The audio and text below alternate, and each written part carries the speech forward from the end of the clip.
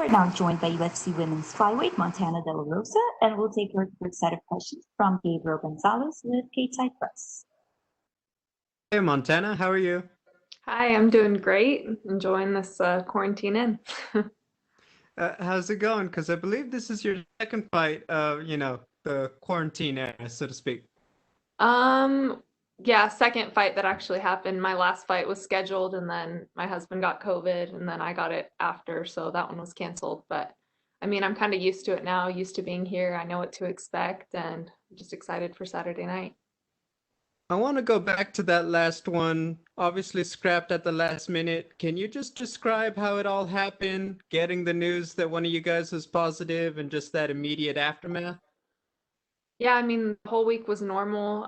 Made weight, got back, got some good sleep, woke up in the morning, and then kind of did like a shakeout. And then we got a text and that said his test came back positive and they wanted to test him again. So he got tested, and then we kind of waited a little bit, acted like I was still going to fight because we never knew if it was going to be positive or negative. And then it came back positive again. So we realized the fight was going to be canceled, and yeah, it really sucked. Just went back home, started training again, had a little vacation, and then got back to it. Now, you said that your husband had gotten it, and did you say confirm you'd also tested positive for COVID yourself?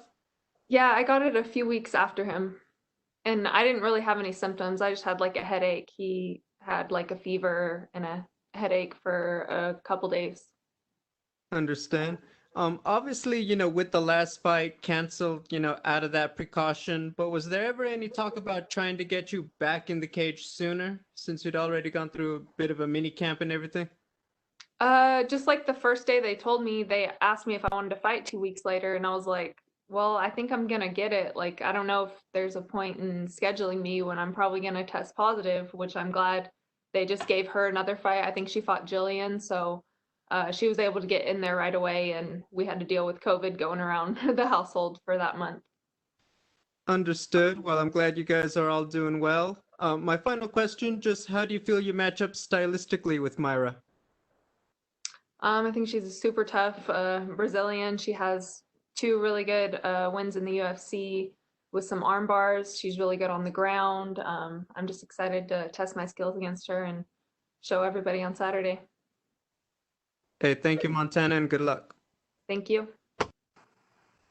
We'll take her next set of questions from Cote Cruz with ForTheWin.MMA. We'll actually jump to Zach with UFC.com.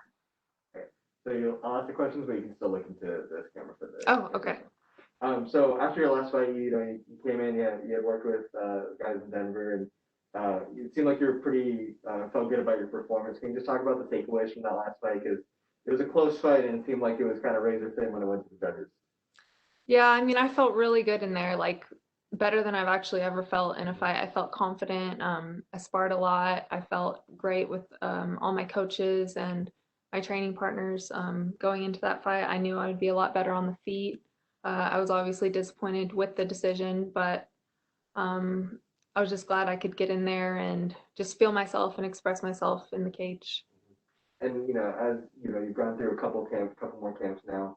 Um, how have you kind of built off of that performance, even though maybe you didn't get the result that you wanted, but like you said, you felt really good in there.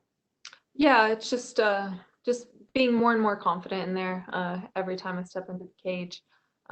Just having my coaches with me every fight, I think just makes me more and more confident and going back to the drawing board and taking what I learned from that fight and applying it onto the next ones. And then you spoke to what kind of interests you about this matchup. Is there kind of any like statement you'd like to make with this performance other than obviously getting a win?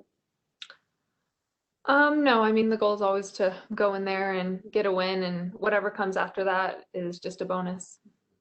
And then as you kind of look forward, and this is the last one for me, you look forward to 2021. What are you kind of envisioning in terms of like the amount of fights you want to have, especially as the UFC continues to put on events with pretty regular scheduling here? Yeah, I mean 3 fights a year sounds great to me, so just keep doing 3 fights a year.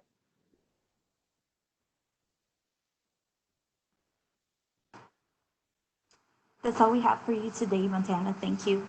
Great, thank you.